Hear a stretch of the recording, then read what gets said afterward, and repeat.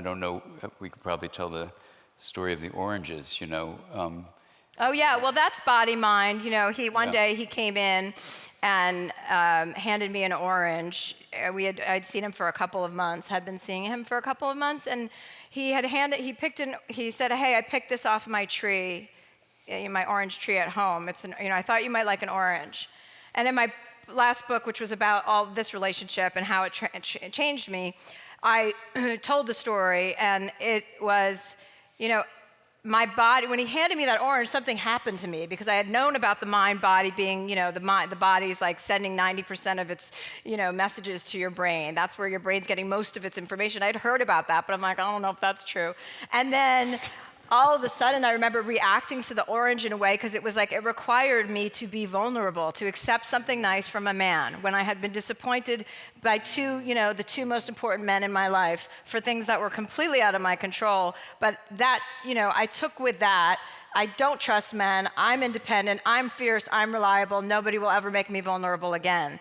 And so in that moment when he handed me that orange, my body was like, ugh, does he expect me to eat this orange now for him? I was repulsed, and I was like, what is wrong with you? Tone it down. Like, by that point, I knew my behavior was off, and I was like, you're really angry. And then I was like, I'll be mad at him because it's the color orange, and he knows how I feel about that color since the election.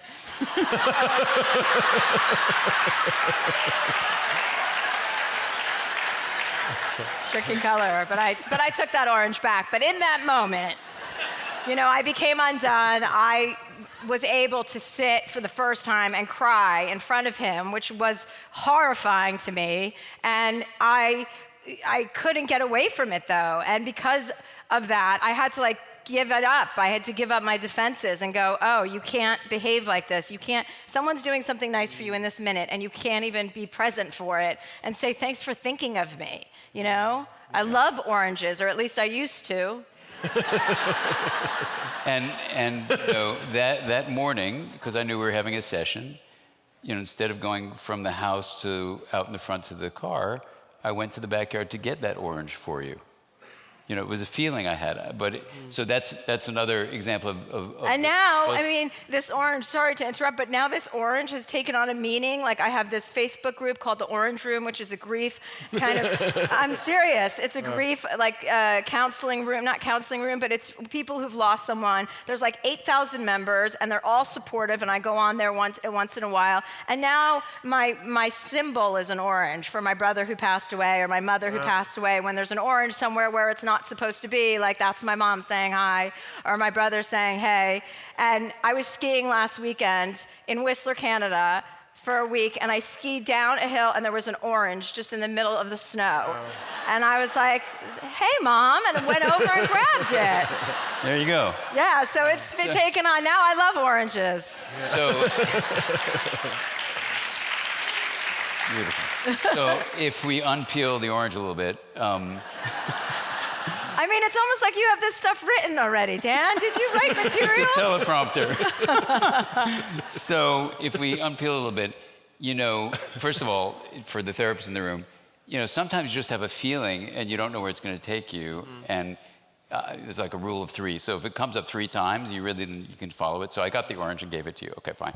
So now you're crying really with a huge amount of pain. And instead of having you analyze and say, what's the crying about? I just am there with you. I'm being with you and just being present with the pain. We don't have to let the tears be wiped away or anything like that. We're there with that. And if I remember accurately, and I know you don't want me to say this, but can we talk about Chet? Can we talk about your brother? Yeah. And by the way, we've already agreed I can talk about anything. Everybody's got it, Dan. Yeah, okay, no. But the therapists know. Why is he talking about that? He should have asked permission. Anyway, I had to do that, Chelsea. Okay, so at that moment, you bring up your brother, and just to give the frame around it, because this could be a whole long unpeeling, but the short version of this is the huge question becomes in that moment from the therapist's side is like, that's a beautiful story. It's really, what's the meaning of what happened all those years ago? You know, what's the meaning of that? You know, it's now 36 years ago, right? Almost. And what was the meaning of that for you as a 9-year-old girl that he died?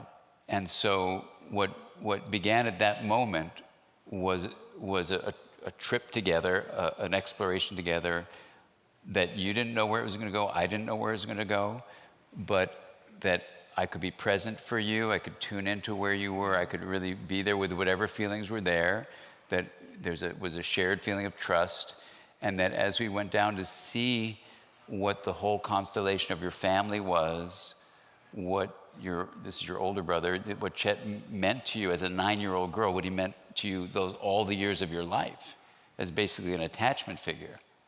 You know, to understand what attachment figures are in our own development, and then to sit with the pain of his sudden loss. It was an accident on a mountain, and all that happened before that when you begged him not to leave, but he went on the trip, and all those things that, you know, that moment in the therapy was so filled with openness and vulnerability and pain, and you know, that just to talk about it were things that maybe you can say something about what the prior years of your life had been like.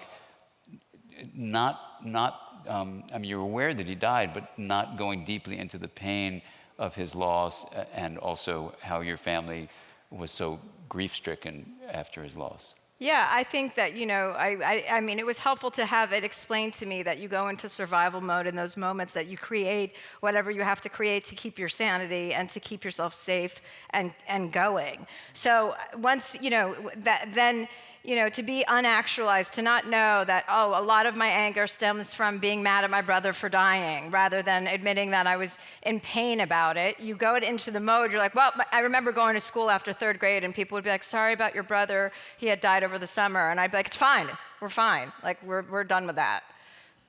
Like, that was it, because I saw my family my father specifically fall apart, my mom, and I was like, I'm not falling, like, this is crazy. I have to find like a safe place, and these people aren't it. So to understand that you can get stuck at certain ages, and that, like, you know, my relationship with men was totally affected by the fact that I was in many ways acting like a 9-year-old little girl in adult relationships. It's hard to date a 9-year-old for most people. So it was just so helpful, because I also think the best thing about therapy, about being open-minded, about saying I'm going to do stuff that makes me feel uncomfortable. I'm going to go to a session when I really don't want to go sit in someone's office and cry for an hour. I'm going to go anyway, you know, and you force yourself to do the things that are difficult. All of a sudden, everything starts to open up to you in different ways, and you become open-minded to meditation, and you become open-minded to things that you used to judge, and you understand what this kind of community is all about, and instead of making fun of it, you join it, and you're like, okay, yeah, this is where the action is, you know? Yeah, thanks. Yeah.